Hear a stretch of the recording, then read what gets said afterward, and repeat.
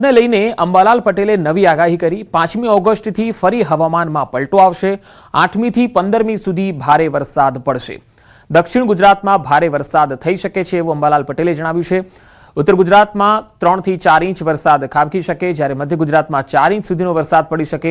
કચ્છ અને સૌરાષ્ટ્રમાં પણ સારો વરસાદ થવાની આગાહી કરી છે। તારીખ 5 ઓગસ્ટ બાદ વાદળવાયુ જણા છે, પવનની ગતિ હમણાં રહેશે, પરંતુ તારીખ 8 ઓગસ્ટથી 15 ઓગસ્ટ વચ્ચે ગુજરાતના ભાગોમાં વરસાદ થવાની શક્યતા રહેશે। બંગાળ ઉપસાગરનો ભેજ, અરબ સાગરનો ભેજ ઉત્તર ભારતમાં જશે। ઉત્તર ભારતમાં અને ઉત્તર ભારતના ઉત્તર પૂર્વીય ભાગોમાં થઈને લગભગ મધ્યપ્રદેશના હેડઝોન ભાગોમાં વરસાદ થવાની શક્યતા રહેશે। ઉત્તર ગુજરાતના ભાગોમાં વરસાદ થવાની શક્યતા રહેશે। કેટલાક ભાગમાં 2 ઇંચ 4 ઇંચ તો ક્યાંક 4 ઇંચ જેવો વરસાદ થવાની શક્યતા રહેશે। મધ્ય ગુજરાતના ભાગોમાં પણ વરસાદ થવાની શક્યતા રહેશે। દક્ષિણ ગુજરાતના ભાગોમાં ભારે વરસાદ થવાની શક્યતા રહેશે। તાપી નદીનું 10 કરોડ વધવાની શક્યતા રહેશે। આ ઉપરાંત ખેડૂતો જેની રાહ જોઈ રહ્યા છે તેવા મઘા નક્ષત્રનું વરસાદી પાણી તારીખ 17 ઓગસ્ટમાં સૂર્ય મઘા નક્ષત્રમાં આવે છે અને આ વરસાદી પાણી સારું હોય છે। મઘા નક્ષત્રમાં પણ વરસાદ થવાની શક્યતા રહેશે। તો 23 ઓગસ્ટથી પણ વરસાદ પડશે। મઘા નક્ષત્રનો વરસાદ થઈ શકે, પર્વતાકારનો વરસાદ પડશે, જ્યાં ચડે ત્યાં પડે એ પ્રકારે વરસાદ થશે। સપ્ટેમ્બરમાં પણ વરસાદ થઈ શકે। ભાદરવા માસમાં અંબાજીમાં વરસાદ પડી શકે। ગણેશ ચતુર્થીના દિવસે પણ વરસાદ થઈ શકે। 12 સપ્ટેમ્બર બાદ ઘણા ભાગોમાં વરસાદની સંભાવના રહેશે। પવનની ગતિ પણ વધારે રહી શકે। ઓગસ્ટ બાદ 23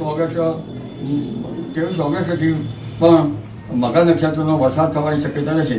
પર્વતાકારનો મેઘ જ્યાં ચડે ત્યાં પડે। આ ઉપરાંત આઈઓડી પોઝિટિવની શક્યતા રહેતા સપ્ટેમ્બર માસમાં પણ વરસાદ થવાની શક્યતા રહેશે। ભાદરવા સુદમાં અંબાજીના ડુંગરામાં પણ વરસાદ થવાની શક્યતા રહેશે। ગણેશ ચતુર્થીના નિમિત્તે પણ ક્યાંક વરસાદ થવાની શક્યતા રહે, પણ ઉલ્લેખનીય છે કે 12 સપ્ટેમ્બર બાદ રાજ્યના ઘણા ભાગોમાં વરસાદ થવાની શક્યતા રહેશે। એટલે ઓગસ્ટ અને સપ્ટેમ્બરમાં પણ વરસાદની સ્થિતિ રહેશે। પવનની ગતિ વધુ રહેવાની શક્યતા છે।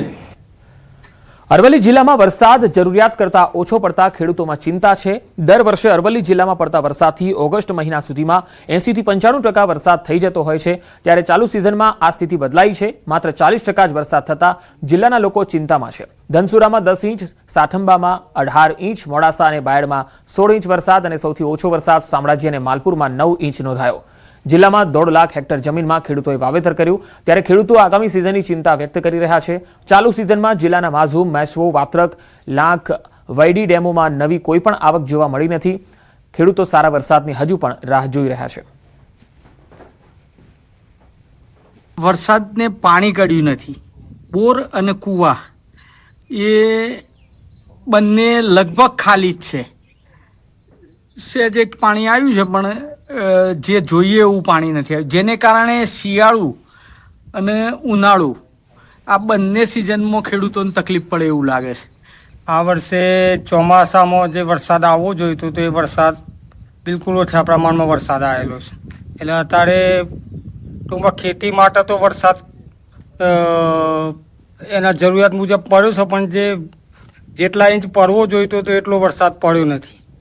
એટલે જે પાણીની જે શિયાળુનું નારું પાક લેવા માટે જે પાણીની જરૂર છે એ પાણીનો સ્તર બિલકુલ શિયાળામાં તો પાણી ચાલે એવું લાગતું નથી પહોંચી છે। અત્યારે ડેમ કે કૂવા તો ખાલી જ છે। બરાબર। જમ્મુ કાશ્મીરમાં પહેલગામમાં વાદળ ફાટ્યું। અહીંયા બાટફૂર અને અવુરામાં વાદળ ફાટ્યું હોવાના અહેવાલ છે। વાદળ ફાટ્યા બાદ અહીંયા પૂરની સ્થિતિ જોવા મળી। વાદળ ફાટવાથી લંગનાઈ પુલને નુકસાન થયું છે। એસડીઆરએફની ટીમ અહીંયા બચાવ કામગીરીમાં જોડાયેલી છે। તસવીરોમાં તમે જોઈ શકો છો લંગનાઈ પુલને કેટલું નુકસાન થયું છે। જમ્મુ કાશ્મીરના પહેલગામથી આ દ્રશ્યો આવી રહ્યા છે। બાટફૂર અને અવુરામાં વાદળ ફાટ્યું છે। વાદળ ફાટ્યા બાદ અહીંયા પૂરની સ્થિતિ જોવા મળી। પુલને પણ ભારે નુકસાન થયું છે। એસડીઆરએફની ટીમ અહીંયા રાહત અને બચાવ કામગીરીમાં લાગેલી છે।